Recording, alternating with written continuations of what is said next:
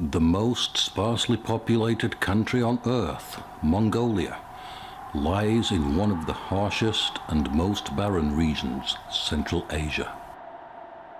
Its western lands are separated from China to the south, Russia to the north, and Kazakhstan to the west by the formidable Altai Mountains. With summits as high as 4,500 meters, some of this mountain range is permanently snow-capped. But despite its inhospitable climate, extreme topography, and challenging terrain, both ancient and modern humans found their way here thousands of years ago. Some of these people left a record etched into the rocks that tell us what their life was like. They were nomadic hunters who had mastered bow and arrow weaponry. They had also domesticated the indigenous Eurasian horse. Thought to be extinct until very recently, we now know what these horses were like. They were smaller than modern selectively bred horses, yet stronger. These early people also migrated further east, where they would eventually become the Mongol tribes that united under Genghis Khan to form the largest contiguous empire in history, one that lasted 150 years. In modern times, beginning around 200 years ago, another people found their way here. They were Kazakh herders who came over the Altai Mountains in search of new grazing lands for their livestock.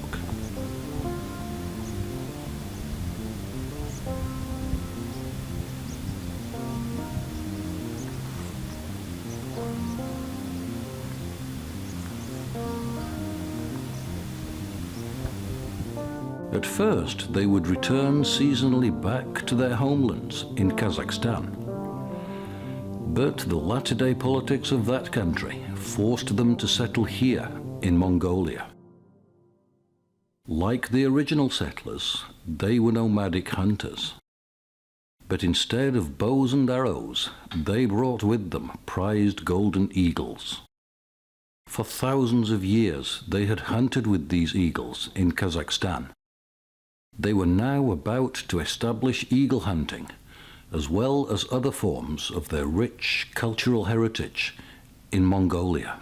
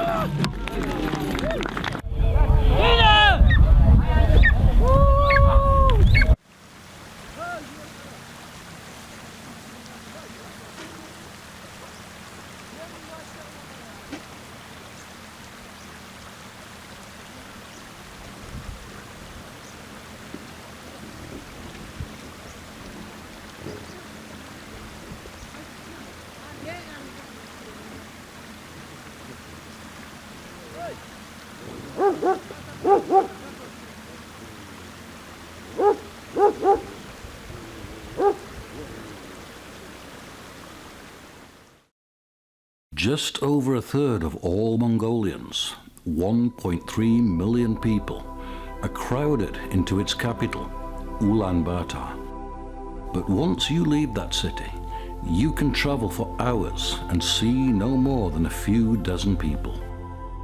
About as far west as you can go before ending up in China or Russia, some 1,600 kilometers away, a journey of a few days by overland travel, lies the capital of the Altai Kazakh region, the city of Olgi. Established 200 years ago by Kazakh bandits, it is today a modern, booming city with an airport, commerce, and 24-hour electricity. It is something of an oasis in a landscape of otherwise bleak wilderness. Yet it still has a Wild West feel about it when its modernity is seen alongside its heritage.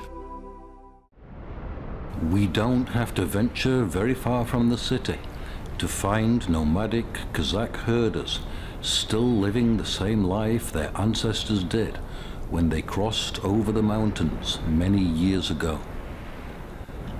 Life out here is all about survival, and only the fittest survive. The region is dotted with a few small villages, and we travel south of Olgi for the best part of a day before we pass through one of the most remote ones, Delun. A few kilometers further on, we meet our host, Master Eagle Hunter, Erbol. He is the patriarch of a community of herders. Their daily life revolves around ensuring that they have enough food and water, and that their livestock are healthy, strong, and when the time comes, ready for breeding.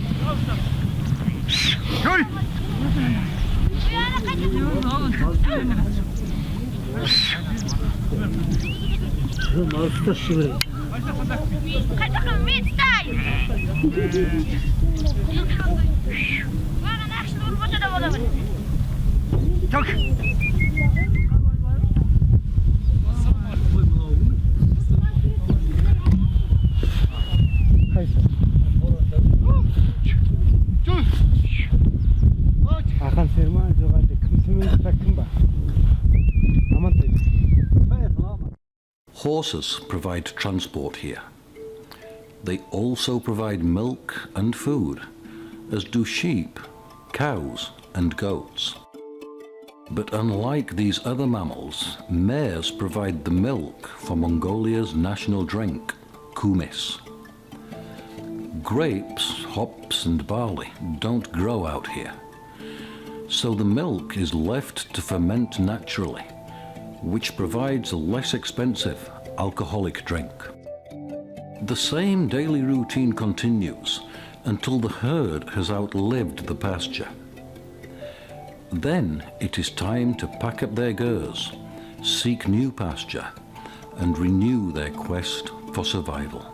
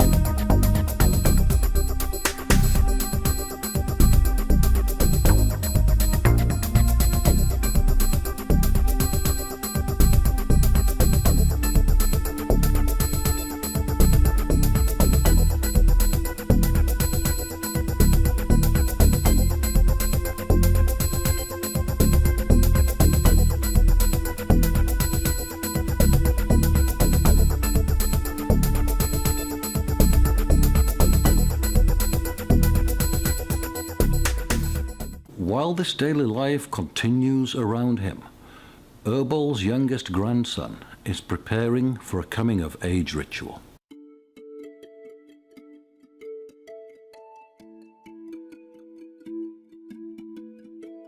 Although he is only 7, he is now old enough in traditional Kazakh culture to begin accepting more responsibility. He will need to meet his new challenge with strength. It's only early September, but the signs of the approaching winter are already visible in the high peaks that surround his community. A big day is planned, and Erbol has invited hundreds of guests from surrounding communities. Preparations started days ago, and now the final touches are being added before the guests start arriving. The one that involved the most preparation will also please those guests the most. In Kazakh society, the wealth of a family is measured by the size of its herd, and especially by the number of horses in that herd.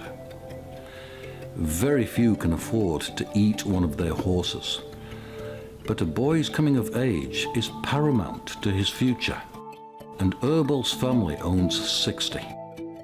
So Erbol will honor his guests by feeding them one of his horses. The big day has finally arrived.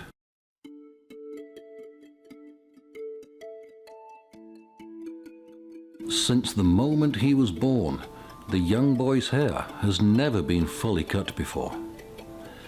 So the event is first marked by a ritual cutting. Only his family and their close friends are present for the ritual. After they arrive, they offer the boy gifts of sheep. Each sheep is blessed according to their religion.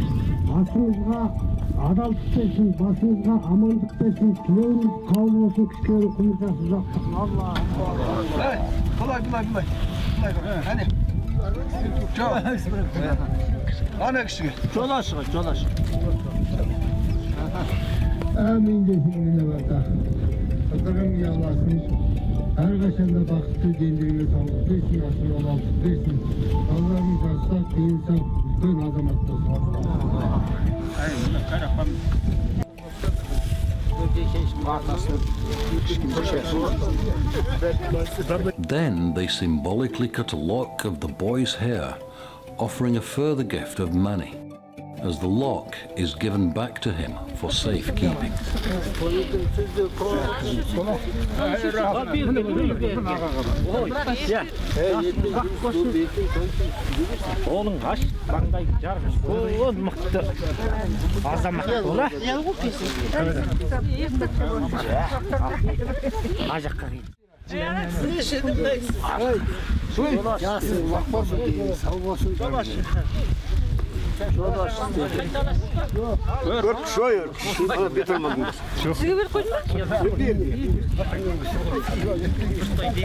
Bismillahirrahmanirrahim. Umurcasını uzaklasın diyenin sağ aman sağlık. Taratır. Traktörün coşmu traktörü var. Traka ince olur.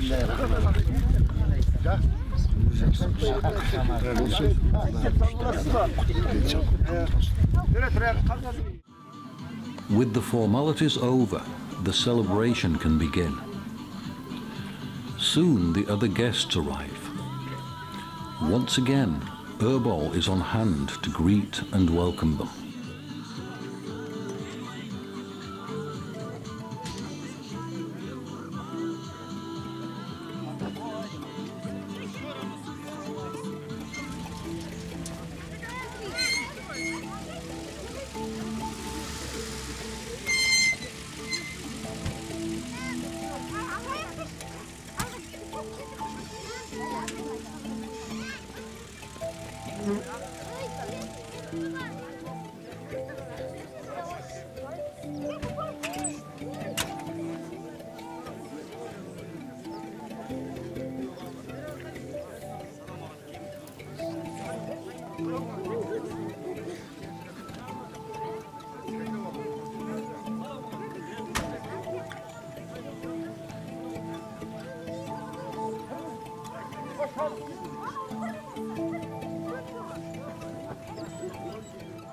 Just like everywhere else in the world, the occasion is an opportunity for these otherwise isolated communities to tell stories and to catch up on local news.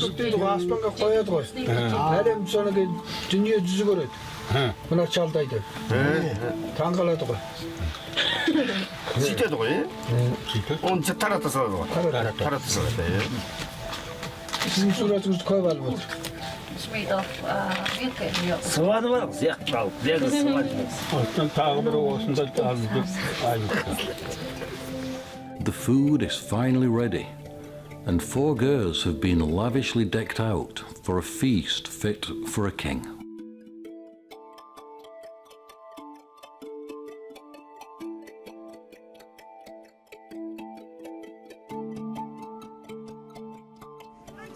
The guests make their way to their gers, one for women and young children, one for men, and one each for older boys and girls.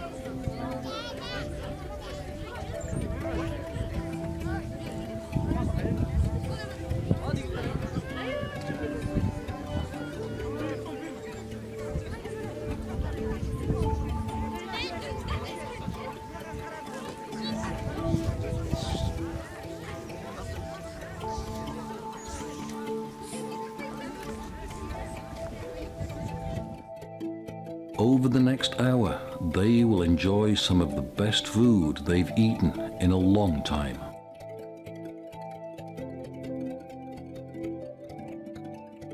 Now the attention turns back to the young boy. Some of the guests give congratulatory speeches. They all came bearing gifts of money, but the greatest gifts are horses, which he proudly parades before them.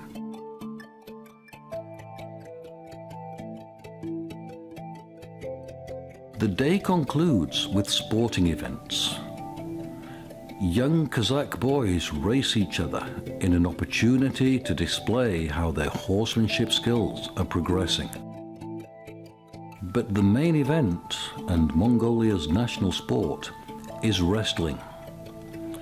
Young Kazakh men limber up and change into their ceremonial costumes in preparation for a wrestling contest that will determine which young Kazakh man is the strongest.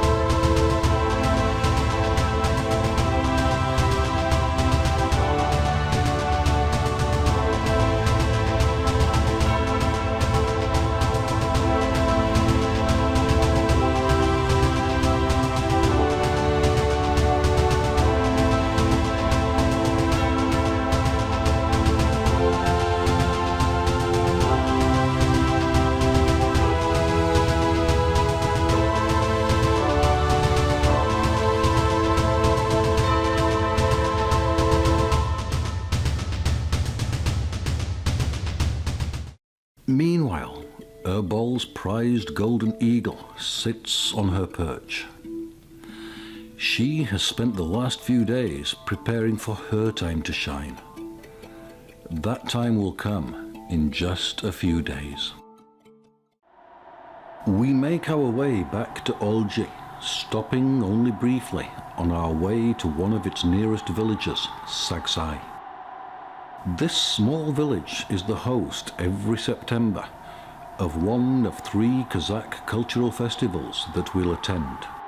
A 2-day event, it is the first of the region's autumn festivals.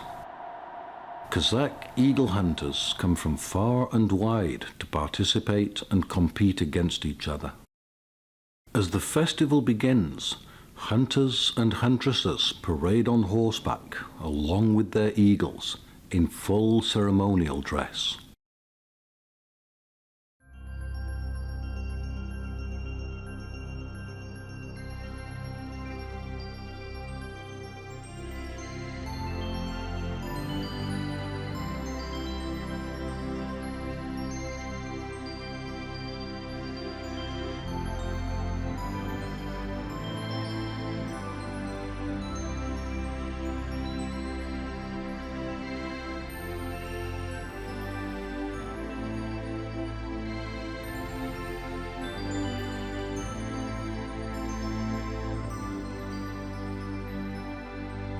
The Kazakh capture their eagles soon after they are born. They raise them like a member of the family and train them to respond only to the hunter's voice. This process forms an intimate personal bond between them.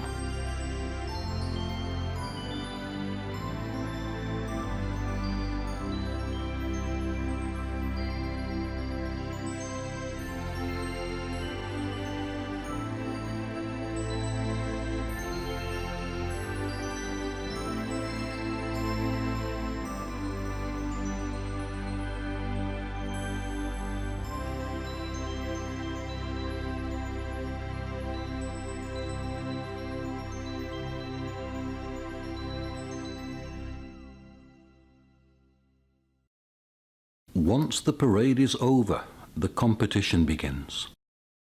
The first event is eagle calling. Each hunter calls from on horseback for their eagle to swoop down from a faraway cliff top and land on their arm. Some eagles don't succeed, but when they do, the sight is a majestic combination of hunter, horse and bird in perfect harmony.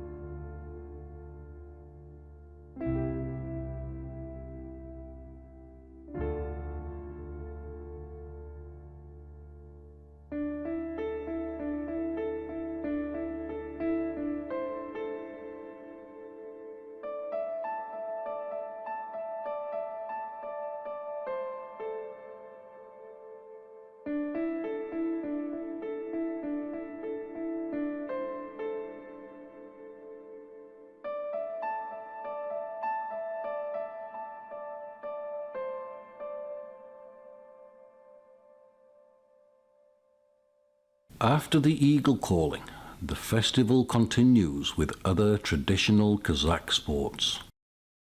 In Kiss the Lady, a woman chases her husband on horseback while she attempts to whip him.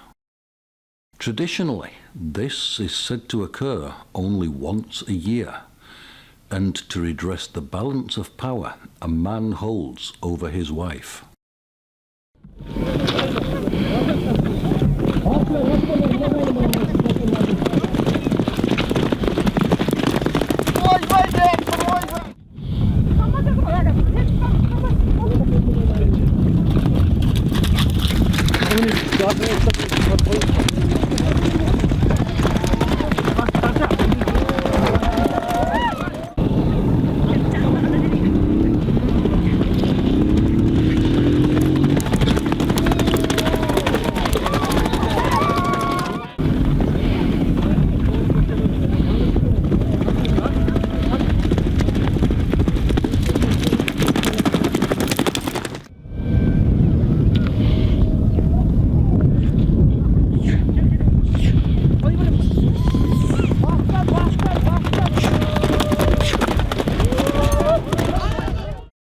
Picking flowers on horseback is perhaps the ultimate display of horsemanship skill.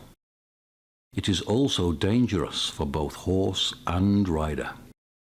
This is one of the most popular and anticipated events at the festival.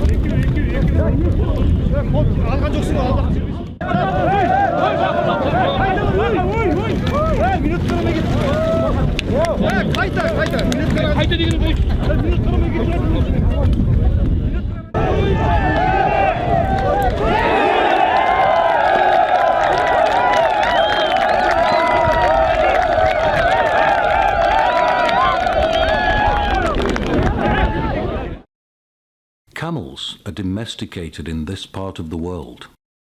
Long ago, they were used as pack animals, but now they are bred only for their wool. The festival recognizes this long-standing aspect of Kazakh culture with camel racing.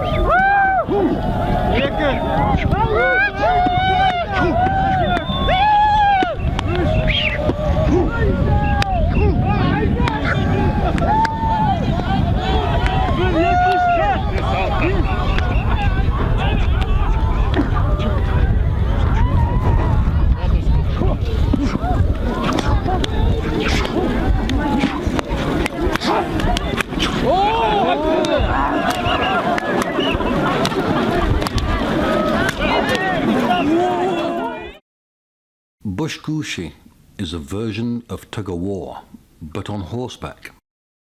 In this somewhat bizarre event, a dead goat substitutes for a rope. The second day of competition also involves eagle calling, but this time the hunter trails a fox skin behind the horse, and the eagle must swoop down and land on it.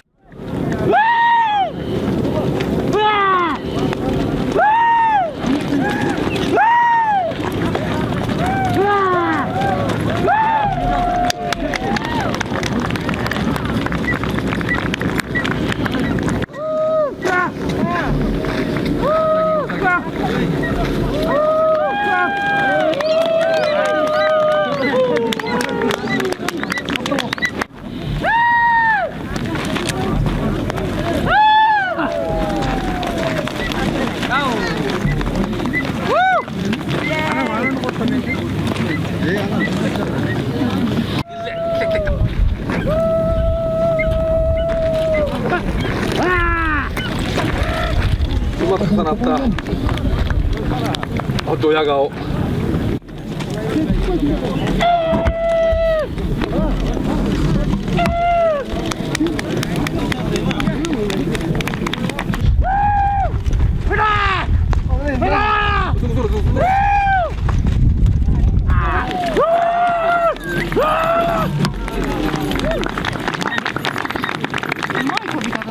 The festival concludes when the winner is announced. hunter and bird are presented well-deserved accolades.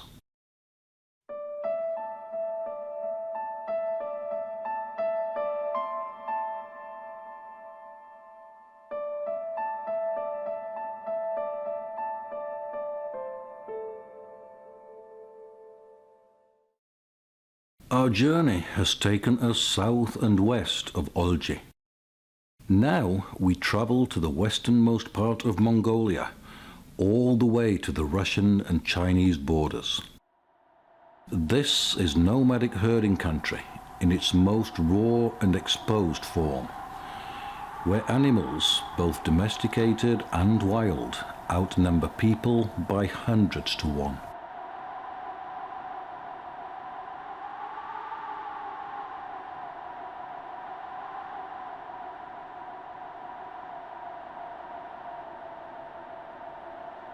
It's difficult to imagine that long before we populated most of our planet, our ancient ancestors had already reached this part of the world and were thriving in such a harsh climate.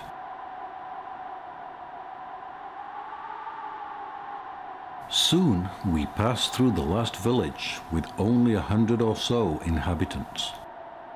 This village is an administrative outpost for the few nomads who live around here.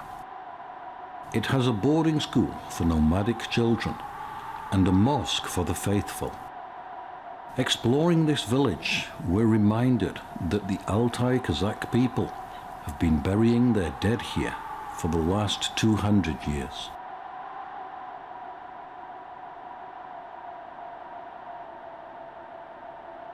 After leaving the village, we are now virtually alone. Almost no one lives out here. Winter is approaching rapidly. For only a few hours each day is the temperature above freezing. Most of the nomads have already packed up their gears and moved into their warmer winter homes.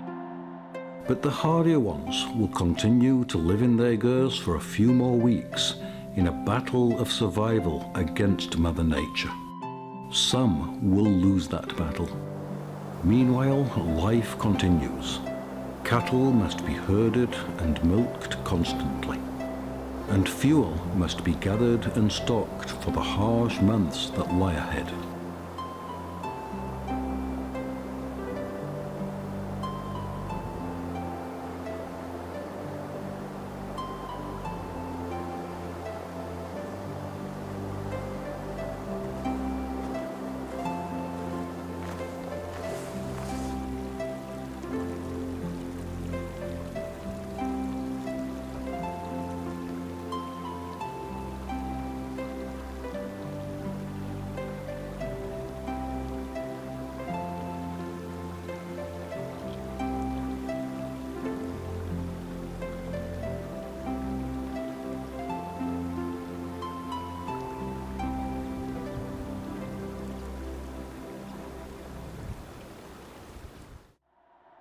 We eventually reach the Russian and Chinese borders, where we can learn about early human settlement in this part of the world. The Altai Kazakh people first came here 200 years ago, but they were not the first settlers. Those people are long gone. Yet they left us a record of their life, which they etched into the rocks so they wouldn't be forgotten. But even they weren't the first humans to arrive here. Ancient human species were here tens of thousands of years ago. They included Neanderthals and Denisovans, who interbred with each other, and later with modern humans. You and I now carry their genes, along with many evolutionary advantages that they passed on to us. As the first major winter storm blows in, we turn back eastward. After traveling for almost a full day, we arrive in the largest village in Bayan-Olgi province, Tsengel. We first passed through here just a few days ago. but even those few days have made a big difference. The surrounding peaks now have a snow cap that won't melt for another 6 months. This time we stop and explore village life for a couple of days. Despite its size, Sengel has only one main street a few hundred meters long. Anyone coming or going must pass along it.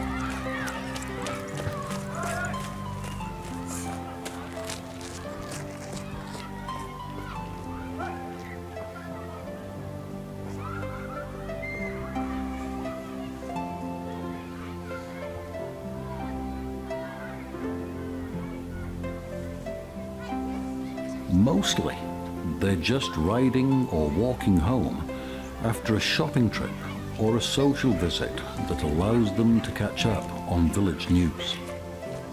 But today, the whole village is rather quiet. Many of its inhabitants are preparing for the second autumn Kazakh festival, which will take place tomorrow in a neighboring village.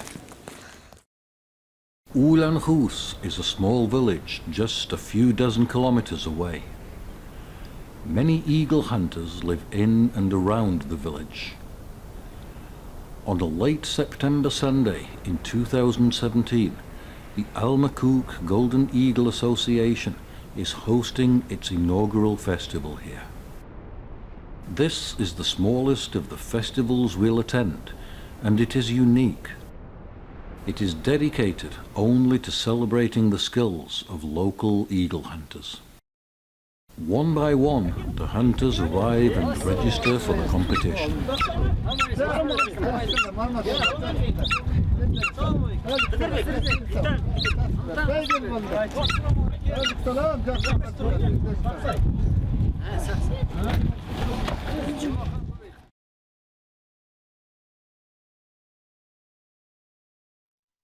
By the time they've all gathered, snow has begun to fall.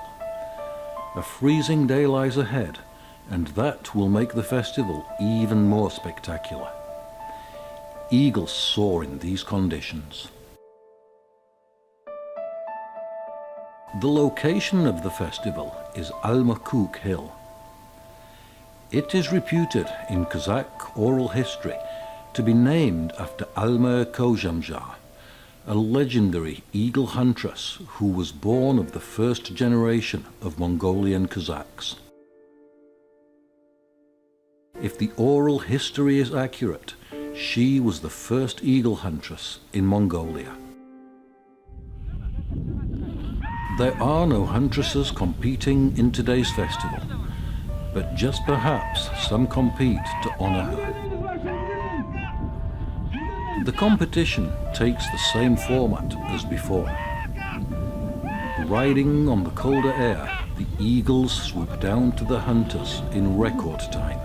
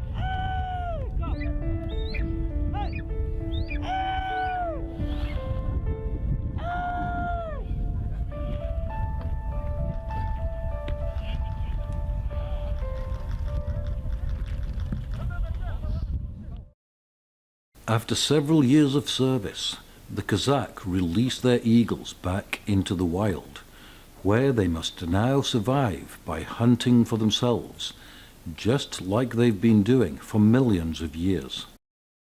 For the conclusion of the festival, 3 eagles are released back into the wild.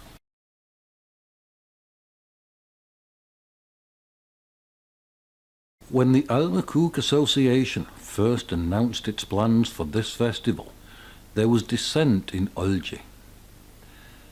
Almakuk is a small organization, yet its plans were seen as a threat to the established, commercially successful festivals. Those festival organizers and local Mongolian tour operators rallied together and lobbied the provincial government to put a stop to future Almakuk festivals.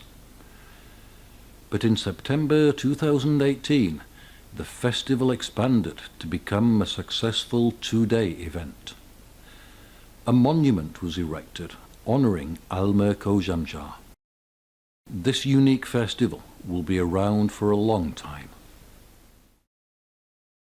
Back in Olji, the dissenters, along with many of the city's other inhabitants, are preparing for the final Kazakh festival to take place in a few days. Among the most isolated cities anywhere on Earth, Olji still portrays a modern, urban life.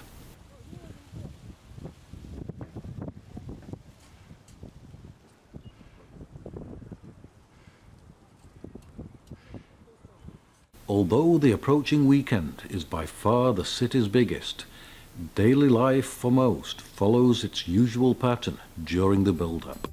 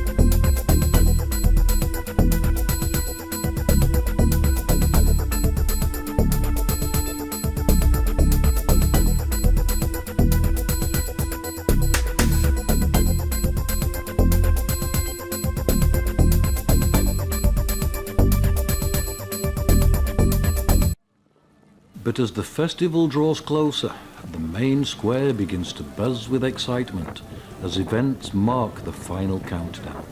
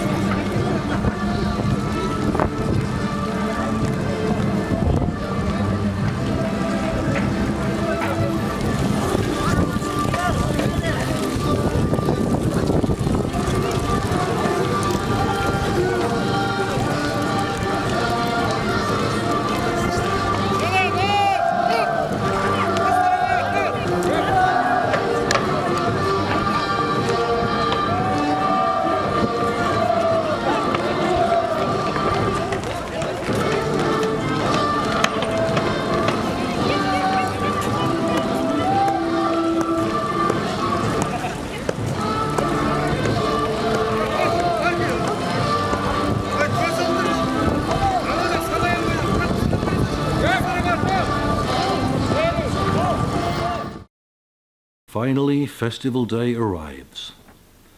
Most of the region's eagle hunters make their way to the festival grounds, many to compete and others to watch. This is the biggest celebration of Kazakh culture outside of Kazakhstan, and the organizers don't want to disappoint the visitors who have come from all over the world. A proud Kazakh elder leads the competitors in their parade.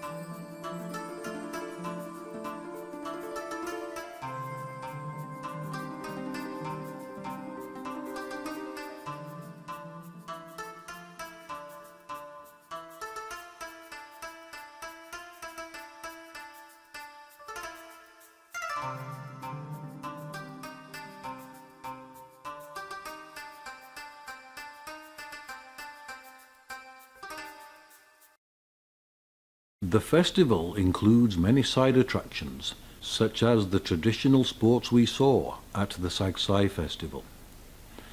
And for the first time, we see another popular Mongolian sport on display, archery.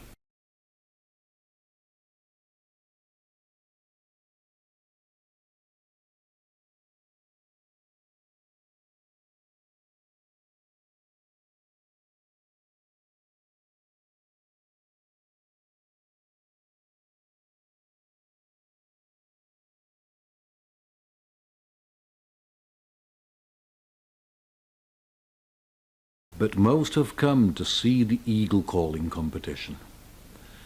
With around 100 competitors and a grand stage forming their backdrop, there's no better place in the world to stand in awe of their remarkable skill.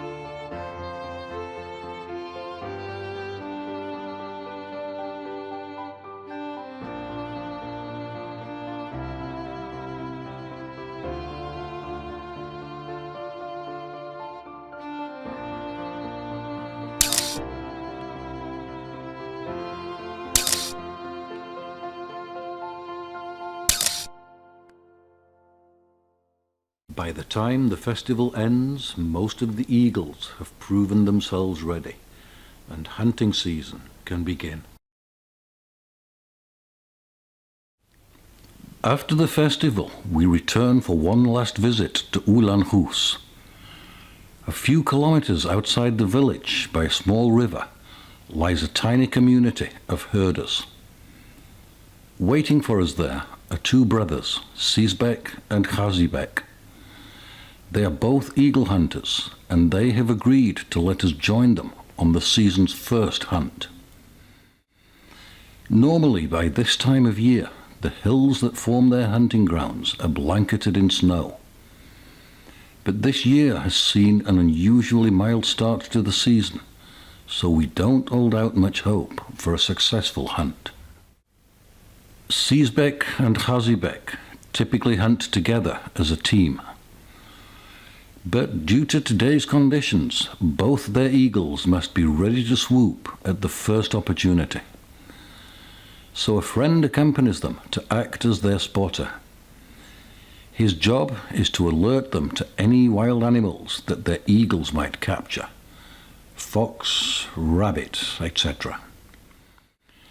First, the three of them ride to the top of a ridge. This gives them a good high vantage point from which the spotter can see where game might be lurking and from which the eagles can strike. Then the spotter descends to see if he can flush prey out into the open as the brothers ride along the ridge waiting for his cry. The eagles have a sense of what lies in store, and they too are getting excited. Suddenly the cry of fox is heard from the spotter. Sizbek is the first to see it, and he immediately releases his eagle. The chase that follows is millions of years old, yet it never varies. Swooping down with a keen eye at 200 kilometers per hour, the bird is guided by sheer predatory instinct. For the fox, the instinct is sheer survival.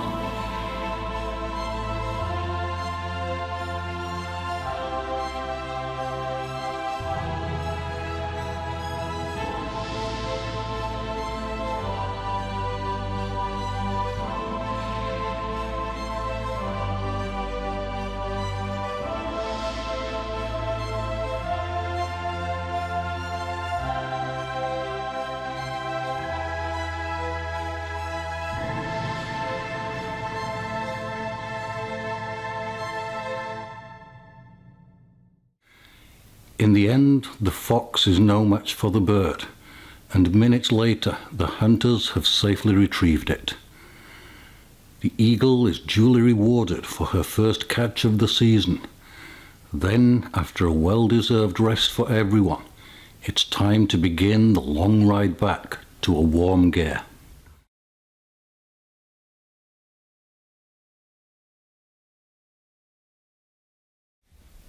For his help today, the spotter is awarded the fox. It doesn't take him long to skin it, and before the sun starts to set, he has a fox pelt ready to be turned into warm clothing.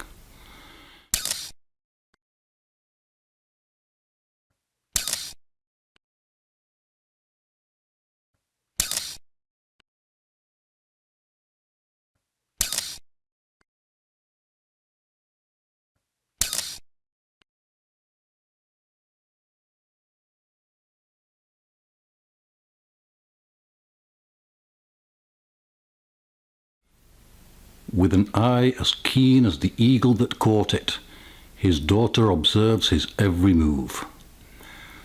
Who knows, perhaps we're witnessing the dawning of the next master eagle huntress.